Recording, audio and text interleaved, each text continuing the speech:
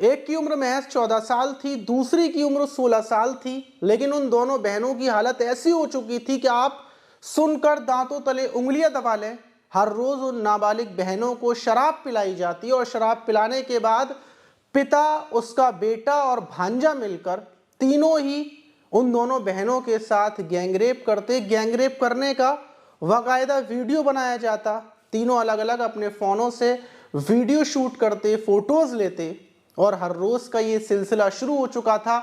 उन दोनों बेटियों के फैमिली वालों को भी ये बात पता थी, लेकिन चाहते हुए भी कोई कुछ नहीं कर पाता और आखिर में वो दोनों बेटियां, उनकी मौत हो जाती है। और आखिर में जब पुलिस उन आरोपियों को गिरफ्तार कर लेती है, पिता, बेटे, भांजे को, तो उसके बाद भी ये मामला रुकता नहीं है। जो उन बेटियों का पिता था वो भी खुद को ख़त्म कर लेता है। 3 लोगों की मौतें होती हैं, लेकिन सवाल ये कि आखिर 2 नाबालिग लड़की जिनकी मजदूरी कर कर, मेहनत कर कर उनकी ज़िंदगी चल रही थी, फिर अचानक से वक्त ऐसा कैसे बदल गया कि उनके साथ ये सब कुछ होने लगा, पूरा परिवार उनका बर्बाद हो गया। तो इस घटना की जो शुरुआत होती है वो बेहद ज़्यादा ज़रूरी है और इसलिए घटना भी जानना ज़रूरी है। तो चलते हैं और शुरू से इस घटना को जानते हैं विस्तार। तो दोस्तों, मेरा नाम माज है, उम्मीद है कि आप सब अच्छे होंगे, सुरक्षित होंगे। और जो आज की घटना है वो उत्तर प्रदेश के कानपुर की है।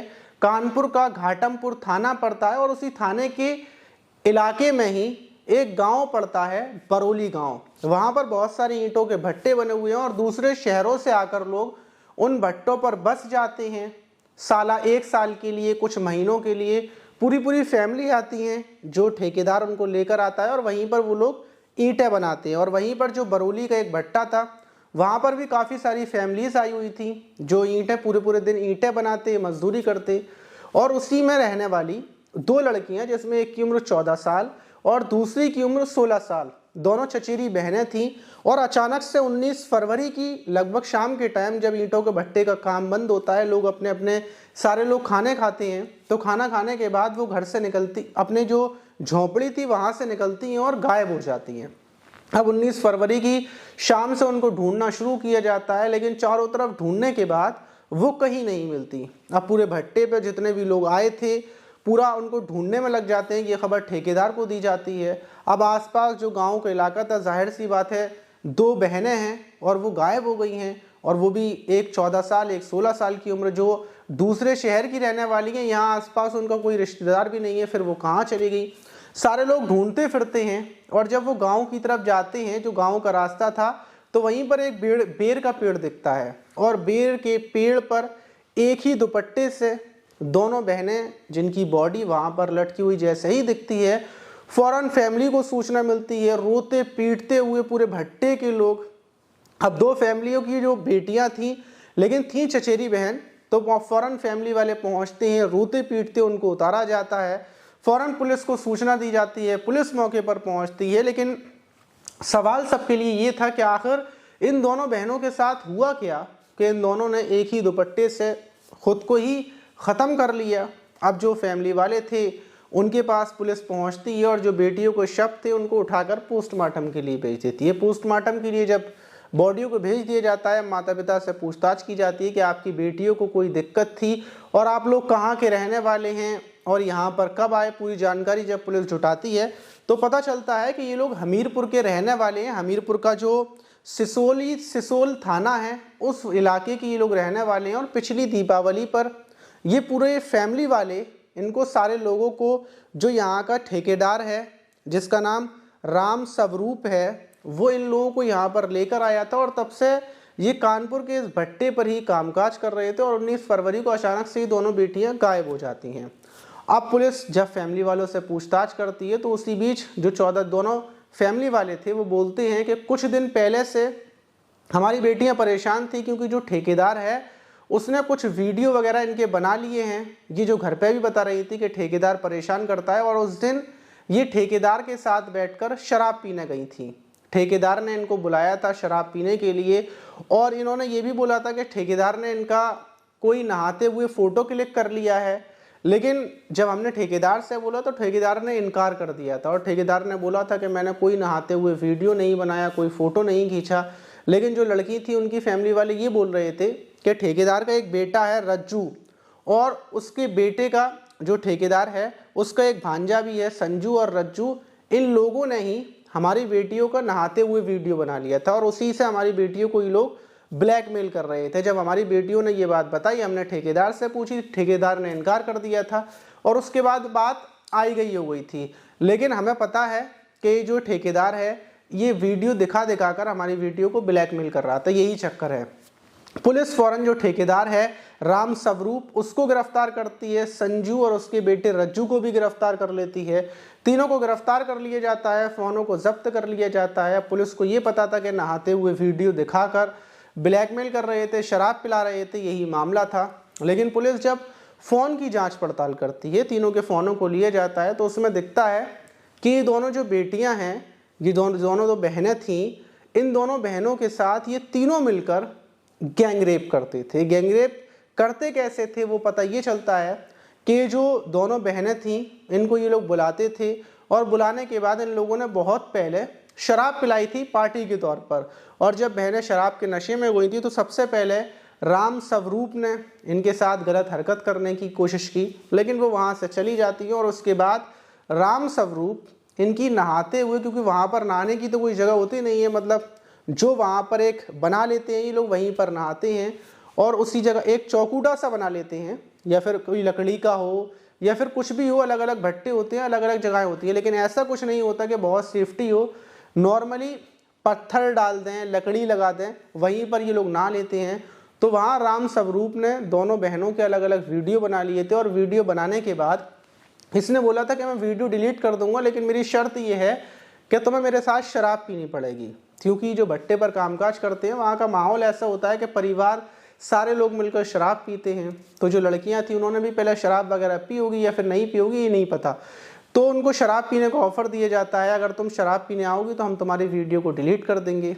और वो लोग वहाँ पर पहुँचती हैं और पहुँचने के बाद उनको शराब पिलाई जाती है। जब वो शराब पीती हैं, ये स्वरूप राम स्वरूप था और उसका बेटा वहाँ संजू था और भांजा भी था, ये तीनों वहाँ पर मौजूद थे। उन दोनों को शराब पिलाते हैं और शराब पिलाने के बाद जब वो नशे में धुत हो जाती हैं तो तीनों गैंगरेप करते हैं, लेकिन साथ ही साथ इन दोनों का वीडियो बना लेते हैं। अब ये लोग डिलीट करवाने के लिए अपना वीडियो वो आई थी जो नहाता हुआ वीडियो था, लेकिन यहाँ पर इनके साथ रेप करते हुए, संबंध बनाते हुए एक और वीडियो बन जाता है। और फिर जब ये होश में आती हैं, ये वापस अपने घर चली जाती हैं, तो फिर दूसरे दिन इनको एक और वीडियो दिखाया जाता है। बोलते हैं कि हमने तुम्हारा नहाते हुए तो वीडियो डिलीट कर दिया, लेकिन ये वीडियो और देखो जिसमें हम तुम्हारे साथ संबंध बना रहे हैं। तीनों के साथ अलग अलग फोटो थे, वीडियोस थी, तीनों ये सब कुछ कर लेते हैं। अब तीनों जब जिसका मन चाहता वो इनको ब्लैकमेल करने लगता है कि भाई देखो अगर तुम नहीं आओगे तो हम तुम्हारा वीडियो माता पिता को दिखा देंगे और बता देंगे। और इस चीज़ से परेशान होकर बेटियां दोनों बहनें अपने अपने फैमिली में बताती हैं, लेकिन ये नहीं बताती कि हमारे साथ रेप हुआ है। वो बताती हैं कि नहाते हुए वीडियो बनाया है। और इस बात पर दोनों बेटियों के माता पिता ठेकेदार से बोलते हैं। ठेकेदार बोलता है कि भाई नहीं, ऐसा कोई वीडियो नहीं है। और उसके बाद ठेकेदार उन दोनों बेटियों को बोलता है, दोनों बहनों को बोलता है कि अगर दोबारा से तुम अपनी फैमिली को बताओगे तो हम पूरे भट्टे पर तुम्हारी वीडियो दिखा देंगे कि शराब पीने के बाद तुम लोगों ने खुद हमारे साथ संबंध बनाए थे। और इसी चीज़ को लेकर अब वो दब जाती हैं, वो किसी को नहीं बताती हैं और बराबर ब्लैकमेल होने का किस्सा शुरू हो जाता है। और इस चीज़ से तंग आकर शराब पीना और फिर तीनों लोग गैंगरेप करते थे उनके साथ। इसी चीज़ से तंग आकर उन लोगों ने 29 फरवरी को ये कदम उठा लिया। पुलिस ये जांच करने के बाद तीनों आरोपियों को उठाकर जेल भेज देती है। और जो 2 मार्च लगती है, फरवरी से मार्च लगती है, तो 2 मार्च को दोनों बेटियों के पोस्टमार्टम होने के बाद उनकी बॉडियों को वापस उनके गांव में लेकर आया जाता है, हमीरपुर में। माता पिता वहां पर आते हैं। 2 मार्च को पुलिस की निगरानी में अंतिम संस्कार कर दिया जाता है। पुलिस को लगता है कि तीनों आरोपी जेल चले गए, अब मामला खत्म हो गया, सब कुछ ठीक ठाक हो गया। लेकिन उसी बीच 2 मार्च से जैसे ही 6 मार्च लगती है तो पता चलता है कि जो दोनों बेटियों में से एक का पिता है वो अपने घर से गायब है। सुबह से ही वो गायब है। गांव वाले ढूंढने को निकलते हैं कि आखिर पिता कहाँ गायब हो गया, क्योंकि अभी बेटी का गम लगा हुआ था, बेटी के आंसू उसके आंखों से बंद नहीं हुए थे। पिता अचानक से गायब हो जाता है। गांव वाले इधर उधर ढूंढते फिरते हैं और जैसे ही गांव के बाहर जाते हैं तो जो बबूल का पेड़ लगा हुआ था वहां पर पिता अपने गमछे से ही लटका हुआ था। उसको उतारा जाता है। उतारने के बाद अब सवाल ये कि आखिर पिता ने ऐसा क्यों किया? अगर करना था तो वो उसी दिन कर लेता जिस दिन बेटियों की उसको खबर मिली थी, लेकिन इतने दिनों के बाद क्यों किया? जब पुलिस फिर दोबारा से अब जांच पड़ताल करती है तो पता चलता है कि जो ठेकेदार था, जिसका अच्छा खासा रुतबा है, उसी दिन जिस दिन उसके जो पिता ने ये कदम उठाया, उस दिन ठेकेदार की पत्नी जिसका नाम निर्मला है और बेटी जिसका नाम सुधा है, वो दोनों गांव में आए थे और पिता को धमका रहे थे, उनसे बोल रहे थे कि केस वापस ले लो, ज़्यादा ये सब कुछ मत करो, अच्छा नहीं होगा। ये धमकी देकर वो दोनों माँ बेटी यहाँ से चली गई थी और इसी वजह से पिता ने भी टेंशन में आकर ये कदम उठा लिया। लेकिन पुलिस आंखें बंद करी हुई थी, पुलिस को ज़रा सी भी फिक्र नहीं थी, परवाह नहीं थी। क्या उन लोगों के ऊपर दबाव बन रहा था कि ठेकेदार के जेल जाने के बाद और पिता के बाद पूरा परिवार एक तरीके से ख़त्म हो जाता है। और दूसरी तरफ पुलिस को जब ये पता चलता है तो फ़ौरन जो ठेकेदार की पत्नी और बेटी को गिरफ्तार कर लेते हैं, दोनों को उठाकर जेल भेज देते हैं। लेकिन दूसरी तरफ पिता भी उनका पिता ख़त्म हो गया। और ये मामला देखिए कितना हैरान करने वाला है। वो आपको पता चलेगा कि अगर आज के टाइम में आपके साथ कुछ हो जाता है तो आप इंसाफ नहीं मांग सकते, बल्कि आपकी फैमिली में से जिसके साथ हुआ, जिसका आप इंसाफ मांगने के लिए जाएंगे तो आपकी जान के ऊपर आपकी जान के लाले पड़ जाएंगे कि अब आपको कैसे बचना है। ऐसा ही उस पिता के साथ हुआ। पिता अपनी बेटियों के लिए इंसाफ मांग रहा था, लेकिन आखिर में पिता के ऊपर आ गई शामत और पिता ने टेंशन में ये कदम उठा लिया। लेकिन इसमें हैरत की बात ये भी है कि इतना बड़ा कांड हो गया कानपुर के अंदर, ना ज़्यादा मीडिया ने दिखाया और ना उत्तर प्रदेश के योगी आदित्यनाथ ने, जो छोटी छोटी चीज़ों पर ट्वीट कर देते हैं, बयान आ जाते हैं, इन चीज़ों पर सरकार पूरे तरीके से अपनी आंखें बंद कर लेती है। कोई कमेंट नहीं आता कि जैसे उनको पता ही ना हो। बल्कि विपक्ष के जितने भी नेता हैं, राहुल गांधी, प्रियंका गांधी, अखिलेश यादव, सारे लोगों के ट्वीट आ गए, सारे लोगों ने इन चीज़ों के ऊपर बोला, कुछ ना कुछ बोला। लेकिन हमारे योगी आदित्यनाथ की तरफ से, मुख्यमंत्री की तरफ से कोई ट्वीट नहीं आया। तो आप समझ सकते हैं कि सरकार कैसे इन चीज़ों का अनदेखा करती है, ना ही कोई एक्शन हुआ। लेकिन आप इस घटना पर क्या बोलना चाहिए कमेंट बॉक्स में ज़रूर बताइएगा। बात करते हैं उन लोगों की जिन लोगों ने इससे पहले वाली वीडियोस में कमेंट किए हैं। तो देखिए, ये पहला कमेंट किया है जुल्फ़िकार भाई ने। इन्होंने कहा अस्सलाम वालेकुम माज भाई, कैसे हो? वालेकुम अस्सलाम जुल्फ़िकार भाई, मैं बिल्कुल ठीक हूँ, आप बताइए। और ये कमेंट किया है यूज़र ने, माज भाई नमस्कार, आपकी वीडियो शुरू करने से पहले लाइक कर देता हूँ। माज भाई आप ठीक हो? मैं अजय अहमदाबाद से हूँ। अजय भाई बहुत बहुत शुक्रिया कि आप वीडियो को स्टार्ट होने से पहले लाइव कर देते हो। और ये कमेंट किया है साहिल ने, लव शहाबुद्दीन। अच्छा, डायनामो ने कमेंट किया है, और भाई कैसे हो? बिल्कुल भाई मैं बिल्कुल ठीक हूँ, आप बताइए आप कैसे हो? और ये कमेंट किया है यूज़र ने, मैं आपकी वीडियो बहुत देखती हूँ, बहुत अच्छी लगती हैं, लेकिन इस बार वीडियो बहुत दिन बाद आई है, आप ठीक तो हो ना? हाँ हम बिल्कुल ठीक हैं, लेकिन ऐसा था कि हम फ़िलहाल में हल्द्वानी गए हुए थे क्योंकि वहाँ पर दंगा हुआ था और दंगे में मतलब पुलिस जो मस्जिद को तोड़ा गया था तो लोगों ने प्रदर्शन किया। प्रदर्शन तो वही करते हैं, अगर मंदिर तोड़ा जाएगा तो मंदिर वाले लोग करेंगे, गुरुद्वारा तोड़ा जाएगा तो गुरुद्वारे वाले लोग करेंगे। वैसे ही मस्जिद को जब तोड़ा जा रहा था तो लोगों ने प्रदर्शन किया और इसी पर पुलिस ने ताबड़तोड़ गोलियाँ चलाई, जिसमें लगभग 7 लोग मर चुके हैं। फिलहाल में और भी बाकी लोगों की गोली लगी है, 100 से ज़्यादा लोगों को जेल में डाल दिया है और कई घर ऐसे हैं जिनको जेल में डाला है जिनके कमाने वाले सिर्फ वही थे, तो उनके घर पर खाने पीने के लाले पड़े हुए थे। तो हम लोग वहाँ पर गए थे, वहाँ पर लोगों की मदद की, जितने भी पैसे थे, जितने भी लाख रुपए हमसे हो सके हमने उनकी मदद की और उसके बाद हम आए और तब वीडियो बनाने का टाइम मिला। अरबाज खान ने कमेंट किया है, माज भाई रमज़ान मुबारक हो। और आप सब लोग जितने भी लोग मेरी वीडियोस को देख रहे हैं जो रोज़े रखते हैं, वैसे कौन कौन रोज़े रखता है कमेंट बॉक्स में ज़रूर बताइएगा, उनको फिर मैं जवाब भी दूंगा। और जो जो रोज़े रखते हैं उनको रमज़ान मुबारक, और जितने भी लोग हैं सबको रमज़ान मुबारक। और मुस्तफ़ा हाजी ने कमेंट किया है, सलाम वालेकुम भाई, रमज़ान मुबारक, चांद रात मुबारक हो। जी चांद रात आपको भी मुबारक हो, वैसे आज तो रोज़े लग चुके हैं, रमज़ान मुबारक हो।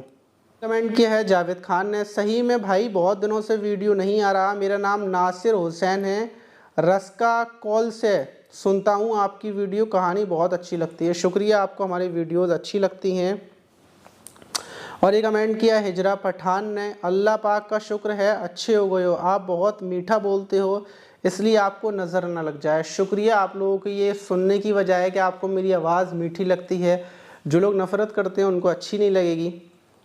और ये कमेंट किया है अंजलि राज ने, good morning sir from Anjali Raj Nainital. और जो हल्द्वानी में हम गए थे वो अंजलि राज हैं, ये नैनीताल की वीडियोस डालती हैं, इन्हीं के पास का मामला है, लेकिन इनको पता ही नहीं था ना, इनको कानो कान खबर है। तो अंजलि राज आप भी वहाँ पर जाइए हल्द्वानी में, और बहुत सारे ढेर सारे लोग परेशान हैं, जाकर उनकी मदद कीजिए।